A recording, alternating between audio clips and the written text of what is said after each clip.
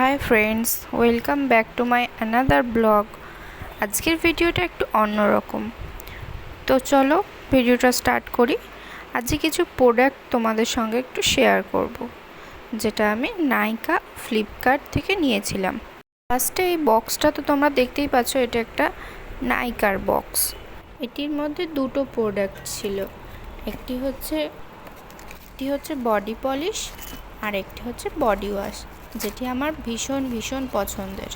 এটি হলো Dove body polish, যার দাম পড়েছিল 569, আর এটি হলো শাওয়ার জেলটা, যার দাম পড়েছিল 316 টাকা।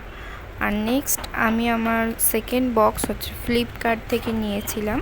এর পার্সেলটা এইতে একটা লোটাসের ফেস ওয়াশ আর একটা ডে ক্রিম নিয়েছিলাম।